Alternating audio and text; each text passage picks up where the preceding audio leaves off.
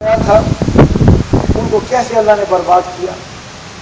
وہ بستیاں جہاں پر پتھر کا عذاب آیا تھا ابھی بھی موجود ہیں، اس کا آثار میں نے وہ جگہ پہ دیکھا ہے. ابھی تک پتھر وہاں موجود ہے. سلالہ ایک شہر ہے. اسی طریقے سے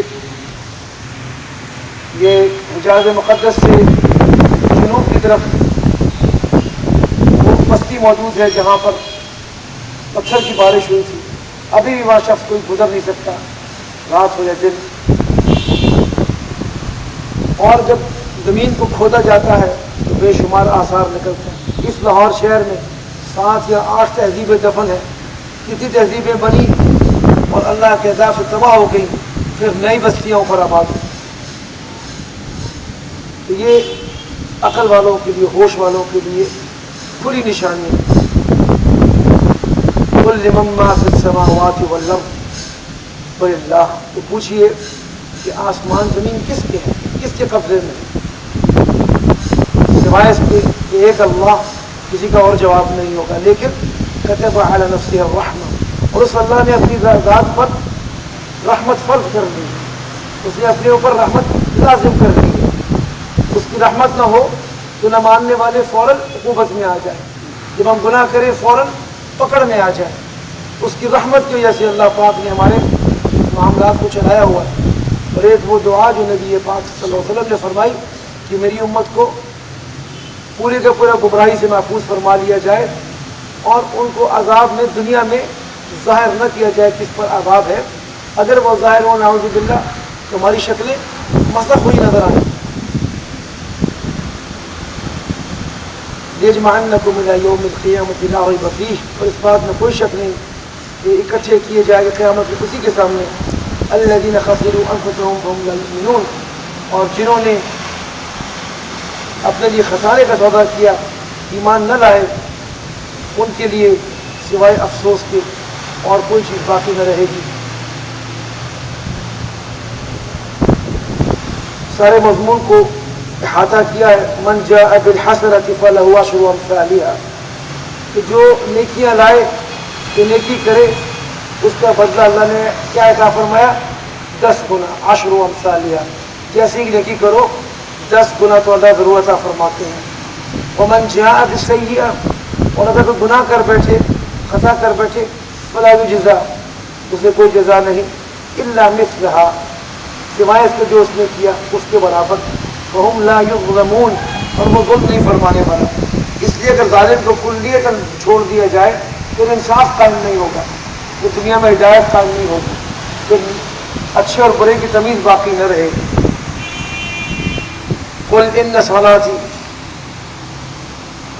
قل اننی ہدانی ربی الی صراط مستقیم، اور کہہ دیجئے کہ میں تو اسی ہدایت پر ہوں جو میرے رب نے سیدھے راستے صراط مستقیم کے عطا فرمائی ہے.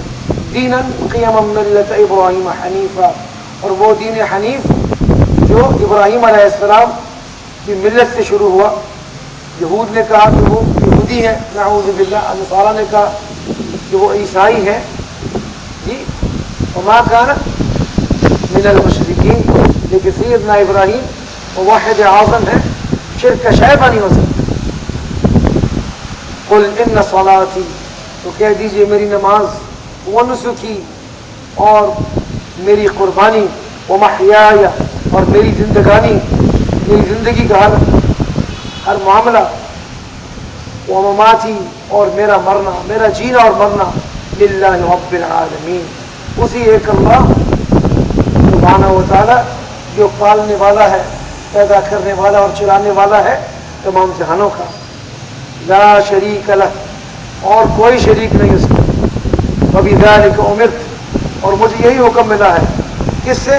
انبیاء علیہ السلام سے، اور جناب محمد رسول اللہ صلی اللہ علیہ وسلم ان کی تعلیمات سے. وانا اول المسلمین، اور میں سب سے پہلا ماننے والا ہوں. قل اغیر اللہ ابغی ربا وهو رب كل شیء، قل اغیر اللہ ابغی ربا. ان سے جو پھر بھی نہیں مانے، ان سے پوچھئے کیا تم چاہتے ہو رب و رب کل شیء، کہ اس رب کے علاوہ کسی کو رب چاہتے ہو جو کہ ہر چیز کو پیدا کرنے والا ہے. وَلَا تَكْسِبُ كُلُّ نَفْسٍ إِلَّا عَلَيْهَا، اور کوئی چیز، کوئی شخص، کوئی اور مخلوق کچھ کرنے کے قابل نہیں سوائے اسی کے دی ہوئی فضل اور کرم سے. وَلَا تَزِرُ وَازِرَةٌ وِزْرَ أُخْرَى، اور کوئی شخص دوسرے کا بوجھ نہ اٹھائے گا، نہ دنیا میں نہ آخرت. دنیا میں تو لحاظ سے کوئی کسی کے کام آ جائے، لیکن آخرت میں جس کا بوجھ ہے اسی کو اٹھانا پڑے گا.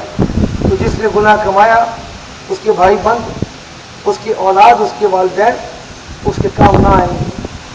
ثم الى ربكم مرجعكم، پھر تم اپنے رب کی طرف اکٹھے کر کے لے جائے جاؤ گے. فَيُنَبِّئُكُم بِمَا كُنتُمْ فِيهِ تَخْتَلِفُونَ، اور وہ خوب خبر واضح ہو جائے گی، وہ اعمال نامہ سامنے دکھا دیا جائے گا. بِمَا كُنتُمْ فِيهِ تَخْتَلِفُونَ، اور وہ باتیں جن میں تم اختلاف اور بحث تمہیز کی وجہ سے اپنے آپ کو دین سے پیچھے کرتے تھے، وہ بھی کھول بھی جائے گی. وَهُوَ الَّذِي جَعَلَكُمْ خَلَائِفَ الْأَرْضِ وَرَفَعَ بَعْضَكُمْ فَوْقَ بَعْضٍ دَرَجَاتٍ، اور اللہ پاک نے بنایا تمہیں اس زمین میں ذمہ دار، اپنا نائب، اس زمین کا ٹھیکیدار، اس زمین کا نظام چلانے والا، انسان کے لیے ہر چیز مسخر کر دی. وَرَفَعَ بَعْضَكُمْ فَوْقَ بَعْضٍ دَرَجَاتٍ، اور بعضوں کو بعضوں پر درجے اونچے عطا فرمائے. لِيَبْلُوَكُمْ فِي مَا آتَاكُمْ إِنَّ رَبَّكَ سَرِيعُ الْحِسَابِ، تاکہ آزمائے. لِيَبْلُوَكُمْ فِي مَا آتَاكُمْ، تاکہ وہ آزمائے آپ کو اپنے دیے سے. اللہ کی حکمت کیا ہے؟ کبھی آپ کو کچھ دے کر، حکومت، مال، دولت، یہ اختیار دے کر آزماتا ہے، اور کبھی لے کر آزماتا ہے. یہاں فرمایا جا رہا ہے کہ اللہ پاک نے جن کو زیادہ دیا ہے ان کی آزمائش زیادہ ہے. ان ربک سریع العقاب، اور اللہ پاک بڑی جلد حساب کرنے والا، بہت جلد حساب لے لیتا ہے. اس لیے انسان کسی گھمنڈ میں نہ رہے کہ ابھی میں گناہ کر لوں، ابھی میں خطائیں کر لوں، ابھی میں ناانصافیاں کر دوں، بعد میں معافی کر لوں گا. سارا سال ناجائز کام کر لوں اور جا کے حج کر آؤں گا، وہ حج قبول نہیں ہوتا. حضرت امام الاولیاء رحمۃ اللہ فرماتے تھے کہ ہر سال حج کرے، ڈبل حج کر کے آئے، اگر روزی حلال کی نہیں، اگر اس کی ماں اس کے والد سے خوش نہیں، اگر اس کے معاملات درست نہیں، تو وہ حج مردود ہے، اس کو لوٹا دیے جائیں. اللہ پاک محفوظ کر. وَإِنَّهُ لَغَفُورٌ رَحِيمٌ، اور اللہ پاک معاف فرمانے والا، رحمت فرمانے والا ہے. تو معلوم یہ ہوا کہ دنیا میں کچھ مل جانا کامیابی کی علامت نہیں ہے، اور نہ ہی کچھ چھن جانا کامیابی کی علامت ہے. ہاں، کامیابی یہ کہ اللہ کا دیا ہوا ہو اقتدار، مال، زمین، دولت، اولاد اور جو بھی چیزیں ہیں، تو ان میں صحیح انصاف سے ان تعلیمات جو کہ اللہ اور اس کے نبی صلی اللہ علیہ وسلم عطا فرمائی ہے ان کے مطابق ان میں تصرف کرے، تو اس نے اپنے لیے آخرت بھی کما لی، دنیا بھی. اور کبھی تنگی بھی ہے تب بھی بے صبری نہ کرے، صبر سے، حوصلے سے اللہ پہ بھروسہ کرتے وقت گزار لے، اللہ پاک فراخی عطا فرمائے. تلک الایام نداولها بین الناس، یہ دن کبھی کسی کے ہاتھ میں، کبھی کسی کے ہاتھ میں، کبھی ایک کو اقتدار، کبھی دوسرے کو. کبھی مالدار لوگ جو تھے وہ آج کنگال ہے، جو کل فارغ تھے آج ان کی اولادوں کو اللہ نے غنی کر دیا. تو یہ پیسہ اصل چیز نہیں ہے، وہ صلاحیت اصل ہے، وہ اتباع اصل ہے. صحابہ کرام جن کی تربیت ہو گئی تھی وہ خالی دامن بھی تھے مالی طور پہ، تب بھی اونچے تھے، اور اگر مال و دولت سے بھرے ہوئے تھے تب بھی اونچے تھے. کیوں؟ کہ ان کا اسوہ، ان کا اخلاق، ان کا کردار اونچا تھا. اصل بات یہ ہے کہ انسان اس چیز کو اختیار کرے. کتاب انزل الیک فلا یکن فی صدرک حرج، اور یہ کتاب اتاری گئی ہے اے نبی صلی اللہ علیہ وسلم، فلا یکن فی صدرک حرج، اس لیے آپ کے دل میں کوئی تنگی نہ رہے، کوئی مذائقہ نہ رہے. منہ لتنذر بہ وذکریٰ للمؤمنین، اس کو پہچاننے میں، تاکہ لتنذر بہ، تاکہ اس سے آپ ڈرائیں ان لوگوں کو جو سرکشی میں پڑے ہوئے ہیں، جو لوگوں پر ظلم کرتے ہیں، ناانصافی کرتے ہیں، سود خوری کرتے ہیں، حرام خوری کرتے ہیں، ماتحتوں پر غلاموں پر ظلم کرتے ہیں، عورتوں پر ظلم کرتے ہیں اور معاشرے میں خرابی پھیلاتے ہیں۔ وَذِكْرَىٰ لِلْمُؤْمِنِينَ، اور نصیحت ہو جائے ان کو جو ایمان لا چکے، جن کو اللہ نے ایمان کی دولت عطا فرما دی۔ اتبعوا ما انزل الیک من ربکم، اور اتبعوا، اب یہاں پہ جمع کا صیغہ ہے کہ اے محمد صلی اللہ علیہ وسلم اور آپ کے ماننے والوں، پیروی کرو ما انزل الیکم من ربکم، جو تم پر اتارا گیا تمہارے رب کی طرف سے، ولا تتبعوا من دونہ اولیاء، اور اللہ کے علاوہ جو دنیاوی دوست ہیں، جو کبھی آپ کے خیر خواہ بنتے ہیں، وہ خدا کو ماننے والے ہوں یا نہ ماننے والے ہوں، اللہ کے راستے کے علاوہ باتوں کی ترغیب دیں آپ کو۔ نماز کے وقت آپ کو کسی اور بات کی طرف، نیکی کے وقت کسی اور بات کی طرف، خیرات کرنے کے وقت بخل کی طرف، اور انصاف کرنے کے وقت بے انصافی کی طرف راغب کریں۔ جی قلیلا ما تذکرون، اور فرمایا بہت کم لوگ ہیں جو دھیان دیتے۔ تو معلوم یہ ہوا کہ صرف مسلمان ہونا کافی نہیں ہے، اپنے ایمان کی فکر میں لگے رہنا چاہیے، کسی وقت بھی ہم سے لغزش نہ ہو جائے۔ وَكَمْ مِنْ قَرْيَةٍ أَهْلَكْنَاهَا فَجَاءَهَا بَأْسُنَا بَيَاتًا أَوْ هُمْ قَائِلُونَ، بہت سی بستیاں ایسی تھیں کہ وہ بیٹھے آپس میں بیاتاً باتیں کر رہے تھے، یا وہ سو رہے تھے اور ان پر عذاب آ گیا۔ اور حدیث قدسی میں جب قیامت آئے گی، لوگ اپنے کاموں کو گئے ہوئے ہوں گے، اپنے کام کاج پہ گئے ہوں گے، اپنی دکانوں پہ گئے ہوں گے، اور گھر میں گھر والیاں کام پہ ہوں گی۔ اچانک قیامت کی تراظیم کی چھایا چھا جائے گی، وہ سور پھونکا جائے گا، تو کچھ پتہ نہیں کس وقت صحابہ کرام کو یہ حال تھا، ذرا سی بجلی کڑکتی تو استغفار پہ لگ جاتے، کہیں ہمارے وقت اخیر نہ ہو۔ وما كان دعواهم إذ جاءهم بأسنا إلا أن قالوا إنا كنا ظالمين، جب وما كان دعواهم إذ جاءهم بأسنا، ان لوگوں کا کیا پکار تھی، کیا چلاتے تھے وہ کہ جب ہمارا عذاب، اللہ کا عذاب جب ان پر آیا، انا كنا ظالمین، پھر وہ پکارو تھے کہ ہاں ہم ہی خطا کار تھے، ہم ہی ظالم تھے۔ لیکن اس وقت کی توبہ اللہ چاہے تو قبول فرمائے، لیکن اللہ نے اس وقت یہ نہیں چھوڑا۔ جیسے فرعون کی توبہ قبول ہوئی یا نہیں وہ اللہ جانتے ہیں، لیکن اس کو بخشا نہیں، اس کو مہلت نہیں ملی، اس کو ڈبو ہی دیا۔ فَلَنَسْأَلَنَّ الَّذِينَ أُرْسِلَ إِلَيْهِمْ وَلَنَسْأَلَنَّ الْمُرْسَلِينَ، اور ہم نے ضرور پوچھنا ہے، فَلَنَسْأَلَنَّ، ہم لازماً پوچھیں گے جن کو ہم نے بھیجا تھا ان پر، جن کے پاس اسے بھیجے، اور ہم نے ضرور پوچھنا ہے رسولوں سے بھی اور جن پر رسول آئے تھے، یعنی کہ انبیاء علیہ السلام کی بات پوچھنی ہوگی کہ آپ نے پیغام پہنچا دیا تھا، اور جن تک پیغام پہنچا تھا ان کی بات پوچھنی ہوگی کہ پیغام ملنے کے بعد تم نے کتنا عمل کیا، کتنا نہیں کیا تھا۔ والوزن يومئذ الحق ومن ثقلت موازینہ فاولئک هم المفلحون، تو اس وقت ٹھیک حساب سامنے آ جائے گا، جس کے اعمال نامے اچھائی کے زیادہ ہوں گے تو اس کو فلاح مل جائے گی، ومن خفت موازینہ، اور جس کی اچھائی کے اعمال نامے ہلکے ہوئے، فاولئک الذین خسروا انفسهم، تو یہ وہ لوگ ہوں گے جنہوں نے خسارے کا سودا کیا تھا، انہوں نے اپنے لیے بربادی اکٹھی کر لی تھی، بما كانوا بآیاتنا یظلمون، کہ اس لیے کہ وہ اللہ کی نشانیوں پر بھی ظلم کرتے تھے، یعنی نشانی مل جانے کے بعد بھی اس کا حق ادا نہیں کرتے تھے بلکہ اس کی خلاف ورزی کرتے تھے۔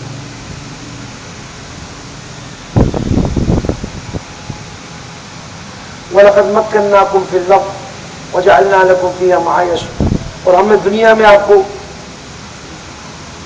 اقتدار بھی دیا، معیش بھی دی، قلیلا ما تشکرون، لیکن شکر گزار بہت کم لوگ تھے۔ وَلَقَدْ خَلَقْنَاكُمْ ثُمَّ صَوَّرْنَاكُمْ ثُمَّ قُلْنَا لِلْمَلَائِكَةِ اسْجُدُوا لِآدَمَ فَسَجَدُوا إِلَّا إِبْلِيسَ لَمْ يَكُن مِنَ السَّاجِدِينَ. اور وہ دوہرایا گیا کہ ہم نے تخلیق کی آپ کی اور صورت پیدا کی، آپ کو شکل دی اور فرشتوں سے آپ کو سجدہ کروایا سوائے ابلیس کے، سب نے کیا. ابلیس جو تھا وہ نافرمانوں میں سے ہوا. یعنی اصل بات فرما برداری ہے، بات سمجھ آئے یا نہ سمجھ آئے. تو اس مبارک صورت میں دلائل ہیں توحید کے اور توحید کے ساتھ رسالت کے اور ان کے ماننے والوں کی کامیابی اور نہ ماننے والوں کی بربادی. اور جب یہ دعا ہے قال ربنا ظلمنا انفسنا وان لم تغفر لنا وترحمنا لنكونن من الخاسرین، آدم علیہ السلام کا ذکر گزرا. اور یہ دعا ملی تھی کہ جب خطا ہو جائے انسان سے، انسان فوراً توبہ کر لے، اللہ پاک مغفرت فرمانے والا ہے. لیکن یہ اللہ کا نظام تھا، اللہ کی حکمت تھی. قال اهبطوا بعضكم لبعض عدو ولكم في الارض مستقر ومتاع الى حين. لیکن اللہ کی حکمت یہ تھی کہ فرمایا تم لوگ زمین میں اتر جاؤ، تمہارا وہی ٹھکانا ہے. اور دوسری جگہ یہ پہلے گزر چکا ہے کہ ایک مدت بعید تک تمہیں دنیا میں رہنا ہے اور اس کے بعد اللہ پاک تمہیں پھر کامیابی کی صورت میں اوپر جنت میں پہنچا دے گا. تو یہ جو اہم موضوع ہے وَإِمَّا يَنزَغَ مِنَ الشَّيْطَانِ نَزْغٌ، اس سے پہلے کیا حکم ہے؟ خُذِ الْعَفْوَ، کہ آپ درگزر کو اختیار کریں. وَأْمُرْ بِالْمَعْرُوفِ، اور نیک کام کی تلقین کرتے رہیں. وَأَعْرِضْ عَنِ الْجَاهِلِينَ، اور جو لوگ بلا وجہ جھگڑا کریں ان سے اعراض کریں. جھگڑے کی بجائے اچھی بات سچی بات کہہ کے اور پھر جو حال سے مباحثے کے بجائے اعراض کریں، ان سے گرفتاری کریں. وَإِمَّا يَنزَغَنَّكَ مِنَ الشَّيْطَانِ نَزْغٌ، اور اگر شیطان کسی طرح آپ کو گھیر لے، کسی وسوسے میں، کسی چیز میں مبتلا کر دے، کسی معاملے میں، فَاسْتَعِذْ بِاللَّهِ، تو بس آپ اللہ پاک سے پناہ مانگیے. إِنَّهُ سمیع علیم، وہ بہترین سننے اور جاننے والا ہے. وہ آپ کو نکال سکتا ہے جھگڑوں سے بھی، پریشانیوں سے بھی، پشیمانیوں سے بھی. ان الذین اتقوا اذا مسهم طائف من الشیطان تذکروا فاذا هم مبصرون، اور جن لوگوں نے تقوی اختیار کیا اور ان پر شیطان سے وہ ڈرے رہتے ہیں کہ کوئی چیز سے بہکا نہ دیں. فَإِذَا هُمْ مُبْصِرُونَ، تو جو لوگ اس بات سے ڈر رکھتے ہیں کہ ہم سے کوئی بھول چوک نہ ہو جائے، اللہ پاک ان کو یہ رستہ عطا فرما دے. لَنَهْدِيَنَّهُمْ سُبُلَنَا، ان کو ہم اپنا رستہ دکھا دیں، ہدایت دے دیتے. تو معلوم کیا ہوا کہ اللہ پاک سے ہر وقت انسان کو اپنے معاملات کی، اپنی سوچ، اپنے غور، اپنی گفتگو کی، اپنے چلنے پھرنے کی فکر کرتے رہنا چاہیے. وَإِخْوَانُهُمْ يَمُدُّونَهُمْ فِي الْغَيِّ ثُمَّ لَا يُقْصِرُونَ، اور جو شیطان کے بھائی ہیں وہ انہیں اپنی دنیا کی لغزشوں میں، دنیا کے مزوں میں کھینچتا جاتا ہے اور پھر وہ اس میں رکتے نہیں ہیں، وہ اس میں حدوں سے گزر جاتے ہیں. اللہ پاک ایسی برائی اور بدانجامی سے محفوظ فرمائے.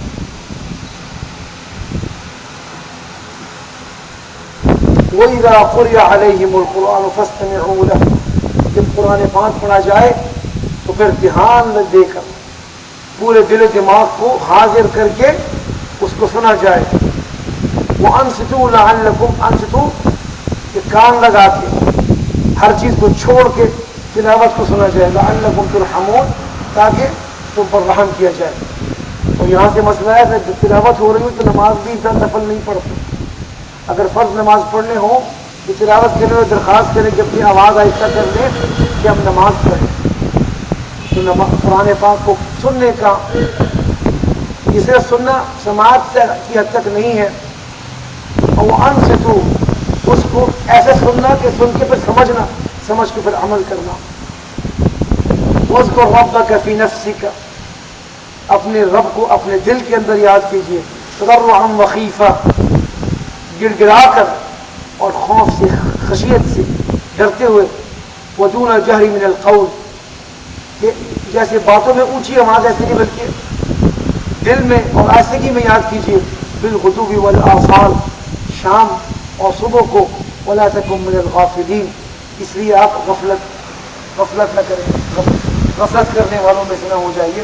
تو اسی طرح ہمارے اکابر جو ہیں وہ صبح کے اوقات میں اور شام کے اوقات میں استغفار کی اور معمولات کی تلقین فرماتے، یہ صبح و شام کی بار بار اللہ پاک کی طرف سے تلقین ہے۔ اور یہاں پہ ہلکی آواز میں اور جگہ اونچی آواز میں ذکر کا حکم ہے، اور حدیث ابن یہاں تک بھی آیا کہ تم ایسے ذکر کرو کہ لوگ تمہیں صبر کرے کہ مجنون، کہ تم مجنون ہو چکے ہو اللہ کی یاد میں، اللہ کے ذکر میں۔ تو دونوں طرح کا ذکر جو ہے اس کی اپنی کیفیت ہے۔ جیسے فرمایا کہ تم مجھے دل میں یاد کرو تو میں تمہیں دل میں یاد کروں گا، وَإِن ذَكَرْتَنِي فِي مَلَئٍ، اور اگر تم نے یاد کیا مجھے مجلس میں، ایک محفل میں، یعنی آواز سے، تو فرمایا کہ میں تمہیں یاد کروں گا ملئ اعلیٰ، ایک اس سے اونچی مجلس میں، فرشتوں کی مجلس میں۔ کوئی شخص اللہ کو یاد کرے دل میں، اللہ دل میں یاد کرتے ہیں، کوئی مجلس میں یاد کرے تو اللہ پاک مجلس میں ذکر کرتے ہیں۔ دونوں طرح کے ذکر کا عام طور پہ انفرادی اذکار ہلکی آواز سے ہوتی ہیں اور اجتماعی اذکار اونچی آواز سے ہوتی ہیں۔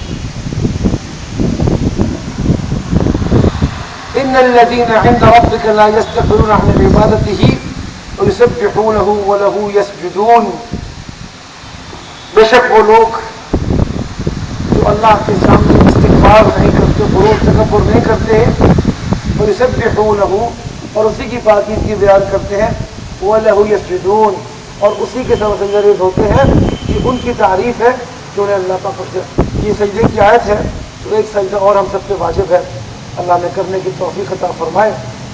چند آیت اور پڑھ کے مکمل کرتے ہیں۔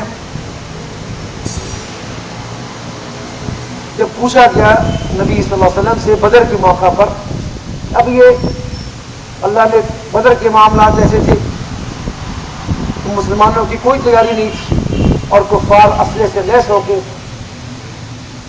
وہ اٹھائی کر کے پہنچ گئے تھے۔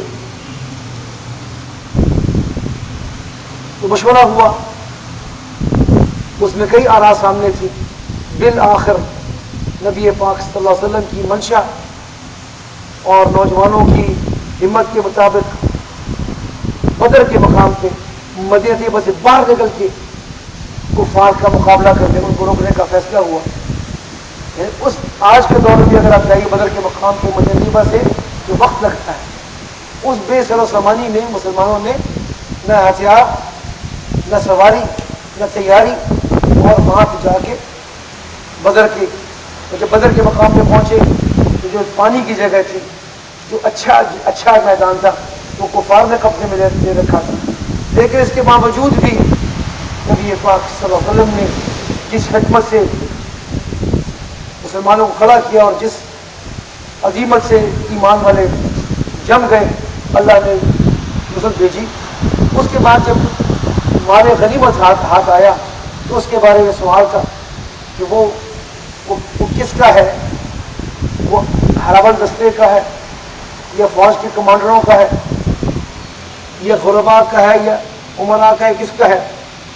قل الانفال، تو کہہ دیجئے جو انفال جتنے بھی ہیں للہ والرسول، وہ اللہ کے رسول کی ہے، فاتقوا اللہ، اور ڈرو اللہ سے، واصلحوا ذات بینکم، اور اپنے معاملات کی آپس میں اصلاح کرو، واطیعوا اللہ ورسولہ، اور اللہ کی اطاعت اور اس کے رسول صلی اللہ علیہ وسلم کی اطاعت کرو، ان کنتم مؤمنین۔ تو اب یہ معلوم ہوا کہ جاہلیت میں جنگیں ہوتی تھی، جو فاتح ہوا اس نے اپنے مغلوبوں کو قتل بھی کیا، ان کے مال و اسباب کو ہڑپ بھی کیا، ان کی عورتوں کی بے حرمتی بھی کی۔ فرمایا نہیں، اسلام نے اس نہیں چھوڑا، اسلام نے اگر مفتوح علاقوں کی عورتیں بچے بھی ہیں ان کا بھی احترام اپنی بیٹیوں بہنوں جیسا کیا، اور ان کی فصلوں کو بھی نہیں نقصان پہنچایا، ہر جنگ میں نقصان نہیں پہنچایا۔ اسی طریقے سے جو انفال آ جائیں اور پھر وہ جو مال زراعت کا اور جو تجارت کا اس کے انفال کے بارے میں بھی احکامات ہیں۔ تو فرمایا ایمان والے جو ہیں وہ ان احکامات پر عمل کرتے ہیں، یہ نہیں کہ جس کے ہاتھ میں بندوق تھی وہ جو اس کے ہاتھ لگا اس کا وارث بن گیا، ایسا نہیں۔ انما المؤمنون الذین اذا ذکر اللہ، ایمان والے کون ہوتے ہیں، ان کی پہچان کیا ہے کہ جب اللہ کا نام آ جائے، جب اللہ سبحانہ و تعالیٰ کا ذکر آ جائے، وجلت قلوبہم، تو ان کے دلوں میں بجلی کڑک جاتی، ان کے دلوں میں قوت ایمانی جوش مارتی۔ وَإِذَا تُلِيَتْ عَلَيْهِمْ آیَاتُهُ، اور جب ان کے اوپر کی نشانیاں اور آیات سنائی جائیں اللہ کی، زادتہم ایمانا، تو ان کا ایمان اور بڑھ جاتا ہے۔ وَعَلَىٰ رَبِّهِمْ يَتَوَكَّلُونَ، اور وہ اپنے رب پر توکل کرنے والے ہیں۔ تو یہ فرق ہے منافقین کا، ان کا جو کہ جنگ اس لیے لڑتے تھے کہ ہم بہادر کہلائے جائیں، ہمارا قبیلہ برتر ہو جائے، ہم برتر ہو جائیں، مال دولت مل جائے، اس کے مقابلے پہ ایمان والے یا دفاع کا جہاد کرتے ہیں، یا انصاف کی طرف کا جہاد کرتے ہیں، یا مظلوموں کی زیادتی کا جہاد کرتے ہیں، یا ظلم اور شرک سے دنیا کو نجات کر جہاد کرتے ہیں۔ لیکن اس جہاد میں بھی مقصد قتال نہیں ہوتا، قتال ذریعہ ہوتا ہے۔ جیسے کہ صحابہ اکرام جہاں بھی جاتے تھے فرماتے تھے اسلم تسلم، تم اسلام لے آؤ اور سلامتی پاؤ، لڑائی مقصد نہیں ہے۔ لوگوں پہ انصاف کر دو، غلاموں پر، بے کسوں پر، مظلوموں پر، عورتوں پر ظلم چھوڑ دو اور یہ نظام قائم کرو، اپنی حکومت باقی رکھو۔ ہم تو پیغام ہدایت لائے، اور اگر نہیں تو میدان میں ہم سے مقابلہ کر دو۔ تو وہ جو ایمان والے ہیں وہ مال غنیمت کے لیے نہیں جی، نہ مال غنیمت نہ کشور کشائی۔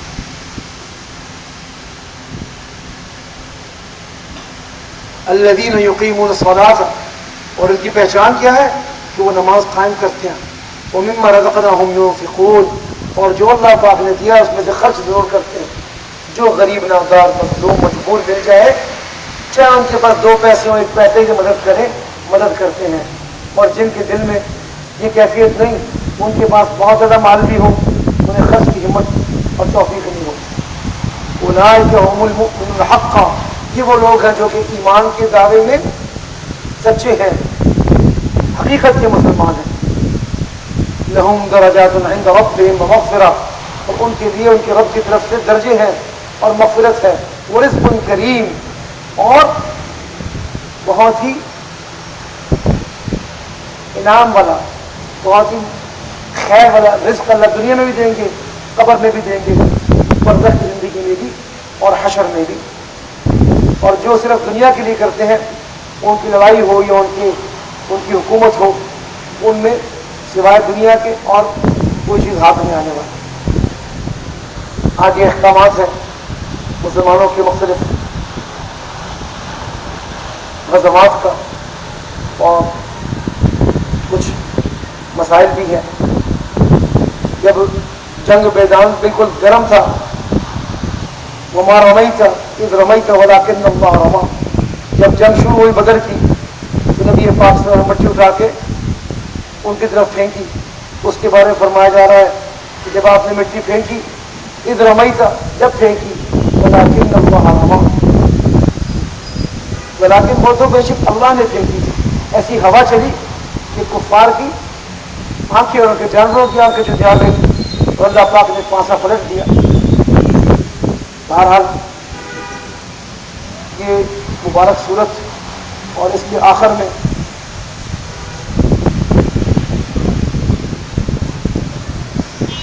والذین کفروا بعضهم اولیاء بعض الا تفعلوه تكن فتنة في الأرض وفساد كبير والذين آمنوا وهاجروا وجاهدوا في سبيل الله والذين آووا ونصروا اولئک هم المؤمنون حقا لهم مغفرۃ ورزق کریم. جو لوگ کافر ایک دوسرے کے دوست و رفیق جی الا تفعلوا تکن فتنة فی الارض وفساد کبیر. وہ ملک میں جب بھی جاتے ہیں ان کو نتیجے میں فساد ہی پھیلانا ہوتا ہے اور سوائے دنیاوی خسارے کی اور کچھ نہیں اور آخرت کی بربادی. لیکن وہ لوگ جو ایمان لائے اور ہجرت کی اور اللہ کے راستے میں جہاد کیا والذین آووا ونصروا اور مدد کی ان کی جو ایمان لائے تھے اور جو بعد میں آنے والے تھے اولئک هم المؤمنون حقا. یہی وہ ایمان والے سچے ایمان دعوی ایمان میں سچے ہیں. لهم مغفرۃ ورزق کریم. ان کے لیے مغفرت بھی ہے اور رزق کریم جیسے کہ پہلے فرمایا. والذین آمنوا من بعد وهاجروا. تو جو لوگ غزوہ بدر کے بعد مسلمان ہوئے تھے یا ایمان میں آئے تھے ہجرت بعد میں کی فرمایا کہ جو بعد میں ایمان لائے وہ ہجرت کی وجاہدوا معکم جو اگلے غزوات میں اور بعد کی زندگی میں مسلمانوں کے ساتھی بنے. فاولئک منکم فرمایا کہ وہ تمہیں میں سے ہیں. ان کے لیے دل تنگ نہ کرو ان کو اپنی صفوں میں ویسے ہی رکھو جیسے حق اپنے ساتھیوں کا. وَأُولُو الْأَرْحَامِ بَعْضُكُمْ أَوْلَىٰ بِبَعْضٍ اور فرمایا کہ رشتہ داروں کا حق رشتہ داروں پر زیادہ ہے. بِبَعْضٍ فِي كِتَابِ اللَّهِ ایک دوسرے کے لیے رشتہ داروں کا جو حق ہے اس کی بھی رعایت فرمائی لیکن اگر ایمان لے آئے. ان اللہ بکل شیء علیم. تو اللہ پاک ہر چیز کو خوب جاننے والا اور ہر چیز کی حکمت سے خبر ہے. اللہ پاک مجھے اور آپ کا عمل کی توفیق عطا فرمائے. اللهم صل على سيدنا محمد وعلى سيدنا محمد صلاة تنجينا بها من جميع الأهوال والآفات وتقضي بها جميع الحاجات وتطهر ما بها من جميع السيئات وترفعنا بها عندك على الدرجات وتبلغنا بها أقصى الغايات من جميع الخيرات الحياة وبعد الممات إنك على كل شيء قدير. اللهم إنك عفو كريم تحب العفو فاعف عنا يا غفور. ربنا آتنا في الدنيا حسنة وفي الآخرة حسنة وقنا عذاب النار وادخلنا الجنة مع الأبرار. يا الله رمضان شریف اپنی محبت کرانے کی توفیق عطا فرما. ہماری کوتاہیوں سے درگزر فرما. اپنے قرآن پاک کی اور یا اللہ اپنے احکامات یا اللہ سچی اتباع سچی محبت کی توفیق عطا فرما. تلاوت کی قرآن پاک کو سمجھنے کی جو یاد کیا اس کو یاد کرنے کی یاد رکھنے کی اور کوشش کرنے کی توفیق عطا فرما. اور اپنے احکامات کو اپنے نبی صلی اللہ علیہ وسلم کے طریقوں کو ان کی باتوں کو سیکھنے سکھانے کی اس کو ہمیشہ حفظہ بنانے کی اپنے اوپر نافذ کرنے کی اپنے گھر بار کی اپنے ماحول میں اپنے ملک میں ان کو دنیا میں نافذ کرنے کی توفیق عطا فرما. جو دعاؤں میں شریک ہے یا اللہ ان کی رحمت فرما. جو دعاؤں کے لیے کہا ان پہ رحمت فرما. جو آنا چاہتے تھے اس کو رحمت فرما. یا اللہ کوئی جماعت کی پوری امت پہ رحمت فرما. جس کے مقام رزق خیرات عطا فرما. جو شادی کے لائق بچے بچے وادی نصیب فرما. سنگتوں کو برکت بیماروں کو شفا نصیب فرما. اور یا اللہ جو رات خواہشات نصیب فرما. جس کی جو پریشانیاں مقدمات میں مبتلا ہیں ان کی درجات نظر نصیب فرما. اور جو جس پریشانی میں رحمت فرما. اور یا اللہ اس رمضان شریف ہماری مغفرت کا ذریعہ بنا اور ہماری دنیا کے بے بزرگوں کی مغفرت فرما. اور یا اللہ ہماری زندگی کے آخری لمحے تک اپنی کتاب اللہ پر اور یا اللہ چلنے کی توفیق عطا فرما. اور یا اللہ اسلام پر قائم فرما اور ایمان پہ خاتمہ فرما. اور یا اللہ برزخ کی زندگی آسان فرما. برزخ کی زندگی آسان فرما اور صراط کی مشکل آسان فرما. حوض کوثر سے ساقی کوثر صلی اللہ علیہ وسلم سے مبارک سے سیراب فرما. اور یا اللہ اعمال نامشنی عطا فرما. اور یا اللہ اس روز سب سے بڑی نعمت روایت رب العالمین اپنا دیدار نصیب فرما. اور جنت میں اعلیٰ دین میں فردوس بری میں یا اللہ پوری جماعت کو پوری امت کو نبی پاک صلی اللہ علیہ وسلم کی معیت نصیب فرما. رب اغفر وارحم وانت خیر الراحمین. وصلی اللہم علی سیدنا نبینا مولانا محمد وعلى آله وأصحابه وأزواجه وأهل بيته وأتباعه أجمعين برحمتك يا أرحم الراحمين.